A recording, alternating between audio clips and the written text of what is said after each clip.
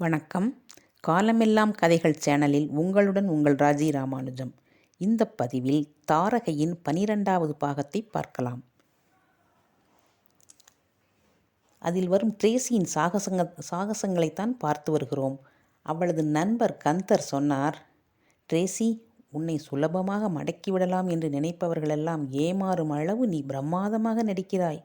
நன்றாக முன்னேறிவிட்டாய். உனது வாழ்க்கைக்கான எல்லாம் கிடைத்துவிட்டது உனக்கு. கந்தர் கூறியது உண்மைதான். ஐரோப்பாவின் பல பேங்குகளில் அவளுடைய கணக்கில் பணம் நிரம்பி வழிந்தது. ட்ரேசி நினைத்து கொண்டாள், என்ன, என் சுகத்தை பகிர்ந்து கொள்ளத்தான் ஒரு துணை இல்லை. பணம்தான் இருக்கிறது ஏராளமாக என்னிடம். என் வாழ்க்கை தெரிந்து எந்த ஆண்மகன் என்னை ஏற்றுக்கொள்வான்? எவ்வளவு பொய் பித்தலாட்டங்கள், எவ்வளவு வேஷங்கள் போட்டுவிட்டேன். சரி, போகட்டும். இந்த உலகத்தில் நான் மட்டும்தானா தனியாயிருக்கிறேன் என்று தன்னையே அதட்டி கொண்டாள். ஹோவர்ட் என்ற செல்வச் சீமாட்டியை விருந்துக்கு அழைத்திருந்தாள் ட்ரேசி. அவளுடன் ஜெஃப்பும் வருவான் என்று ட்ரேசி நினைக்கவில்லை. இவள் வண்டவாளமெல்லாம் அவனுக்கு தெரியும். அவனை பற்றி இவளுக்கு தெரியும். ஆனாலும் இவளை பற்றி எல்லாம் தெரிந்தும் ட்ரேசியை ஜெஃப் விரும்புகிறான். ட்ரேசி அவனை விரும்பவில்லை என்று கூட சொல்ல முடியாது. எப்பொழுதும் ஒரு சந்தேக கண்ணோட்டத்தினுடையே அவனை பார்ப்பாள். அதனால் எல்லா இடங்களிலும் அவனை மாட்டிவிட்டு அவன் முழிப்பதைக் கண்டு ஆனந்தப்பட்டு கொள்வாள். ஆனாலும் அவன் வேறு ஒரு பெண்ணுடன் ஆடும்போதும் பழகும்போதும் பேசும்போதும் இவளுக்குள் ஒரு பொறாமை வருவதை அவளால் தவிர்க்க முடியவில்லை. ஏன் இப்படி என்று தன்னையே கேட்டுக்கொள்கிறாள். இப்போது மேட்டினி பிரபுவோட விருந்து. ட்ரேசி அழகான ஒப்பனையுடன் ஒய்யாரமாக வந்தாள். அழகென்றால் அப்படி ஒரு அழகான அழகியாக வந்தாள். அவள் ஒரு பெரிய பணக்காரர் வீட்டுக்கு வந்தாலே என்ன செய்வாள் என்று நமக்கு தெரியும். அங்கு ஜெஃப்பும் வந்திருந்தான். ட்ரேசி நினைத்தாள், இவன் என்ன, நான் எங்கு சென்றாலும் வருகிறானே என்று நினைத்து கொண்டாள். அவன் ட்ரேசியிடம் வந்தான். ட்ரேசியின் கையை பிடித்து கொண்டு, ட்ரேசி, நட்பு முறையில் கூறுகிறேன், இந்த மாளிகையில் கொள்ளை கிள்ளை நடத்த நினைக்காதே, தயவு செய்து. ஏன், நீ அடிக்கப் போகிறாயா? அவன் சொன்னான், நீ சொல்கிறது உண்மைதான். நான் நினைத்தேன், அப்புறம்தான் தெரிஞ்சது இங்கே கொள்ளையடிக்கிறது ரொம்ப ரொம்ப ரிஸ்க்குன்னு. அப்படி என்ன ரிஸ்க்கு? முதல் பாயிண்ட், தோட்டத்தில் நுழைஞ்சாலே உயிரோட திரும்ப முடியாது. ரெண்டாவது, ராத்திரியில் இங்கே சுற்றுற பயங்கரமான நாய், அதுகிட்ட மாட்டினா ஆளே க்ளோஸ்.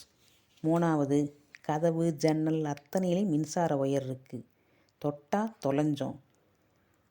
அதை விட மேலே இங்கே ஒரு இன்ஃப்ராரெட் கதிர்கள் கண்ணுக்கு தெரியாத ஓடிக்கிட்டே இருக்குது.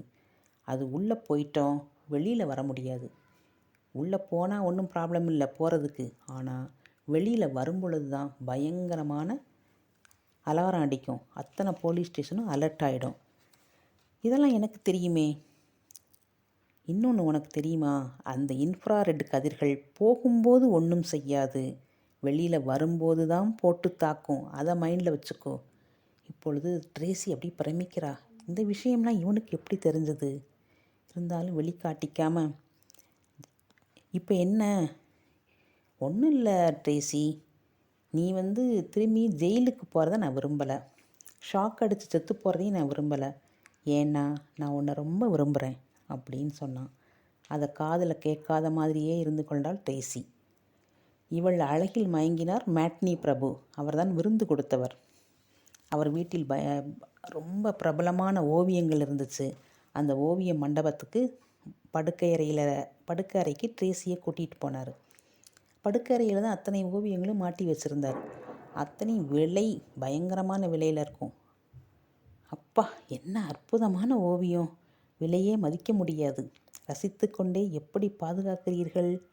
அவர் ரொம்ப பெருமையாக சொன்னார். என்னோட மாளிகையில் காற்று கூட நுழைய முடியாது, அவ்வளவு பாதுகாப்பு செஞ்சுருக்கேனாக்கும். இதை நான் ஒரு சவாலாக எடுத்துக்கிறேன் அப்படின்னு மனசுக்குள்ளே நினச்சிக்கிட்டா ட்ரேசி. அவளுக்கு தான் சவால்னா பிடிக்குமே. $20 லட்சம் மேலே மதிப்புள்ள நகைகள், ரொக்க பணம், டாலர்கள் எல்லாம் அவரது பெட்ரூமில் இருந்துச்சு. ஓவியங்கள், நகைகள் ரெண்டையும் லவட்ட வேண்டும். கந்தர் சொல்லியிருக்காரு. ட்ரேசி, பக்கா பிளான் இருந்தால் இறங்கு, இல்லைன்னா இறங்காத.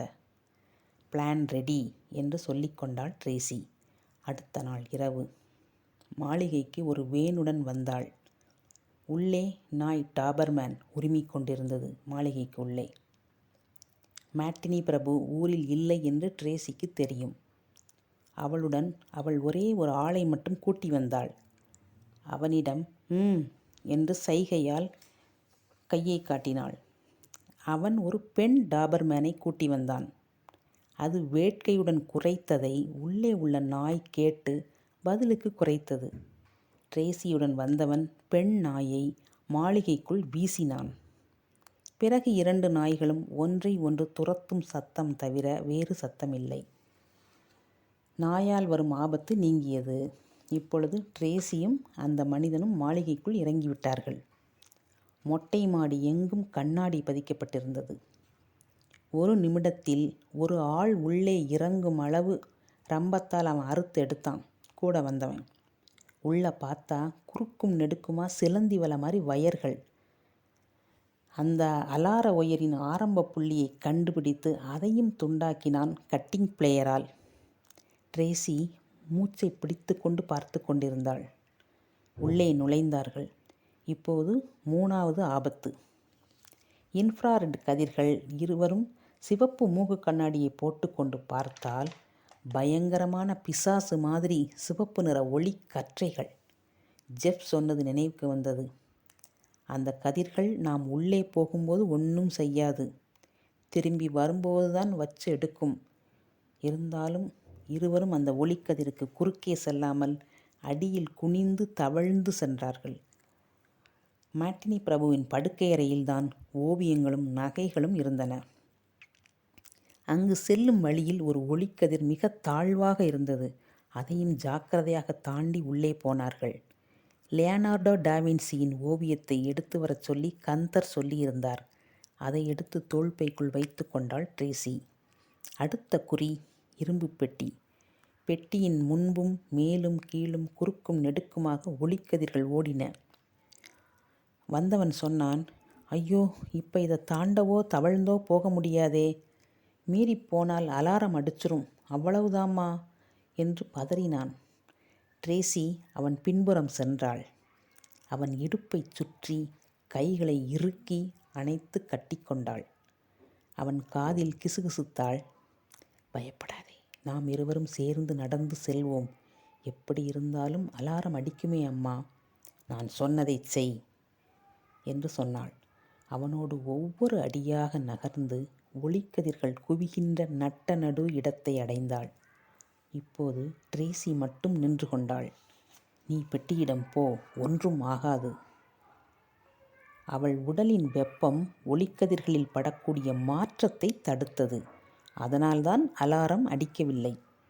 ட்ரேசி ஆணி அடித்த மாதிரி அசையாமல் அதே இடத்தில் நின்றாள். அசைந்தால் அலாரம் அடித்துவிடும். ட்ரேசியுடன் வந்தவன் தன்னிடம் உள்ள கருவிகளால் பெட்டியை திறந்தான். இதற்கே 15 நிமிடங்களுக்கு மேல் ஆகிவிட்டது. ட்ரேசி அசையாமல் அப்படியே நின்று கொண்டே இருந்ததால் மயக்கமும் வலிப்பும் வரும்போல இருந்தது. இருந்தாலும் சமாளித்து கொண்டு நின்று கொண்டே இருந்தாள் அசையாமல். பெட்டியில் பணம், பத்திரங்கள், நகைகள் இருந்தன. ட்ரேசி நின்று கொண்டே சொன்னாள், பத்திரங்கள் வேண்டாம், பணம் உனக்கு, நகைகள் எனக்கு. அவன் மிகுந்த சந்தோஷத்துடன் சரி என்றான். அம்மா, நம்ம வந்த வேலை முடிஞ்சது. வெளியில் போகும்போது தான் பிரச்சனையே இருக்குது. தெரியும், நீ வா. அம்மா, அறையை விட்டு வெளியே போகும்போது தானே அலாரம் மணி அடிக்கும். அப்புறம் ஒரே ஓட்டம்தான், வா நீ. போலீஸார் வரவும் நாம் நூலேணி வழியாக மதில் சுவர் ஏறி தப்பிச்சு போகவும் சரியாக இருக்கும். பேசாமல் வா. அங்குலம் அங்குலமாக ஒளிக்கதிர்களின் நடுவில் நடந்து வாசல் பக்கம் வந்தார்கள். வந்ததும் ட்ரேசி ரைட் என்று குரல் கொடுக்க இருவரும் பின்னங்கால் பிடரியில் பட ஓட ஆரம்பித்தார்கள். மதில் சுவர் தாண்டி தயாராயிருந்த வேனில் ட்ரேசியும் அந்த மனிதனும் குதித்தார்கள். ட்ரேசியும் அந்த மனிதனும் குதித்த வேனை கிளப்பிக்கொண்டு ட்ரேசியே ஓட்டிக்கொண்டு சென்றாள். போய்விட்டாள். போகும்போது அவளது காதலன் ஜெஃப் இதே பிளானோடு ஒரு பெண் டாபர்மேனோடு காரில் காத்திருந்தான். அவனுக்கு ஒரு பறக்கும் முத்தத்தை பறக்க விட்டு விட்டு பறந்தாள் ட்ரேசி. முதலில் வந்தவளுக்கு முதல் வாய்ப்பு. நன்றி. தொடரும் ட்ரேசியின் சாகசங்கள்.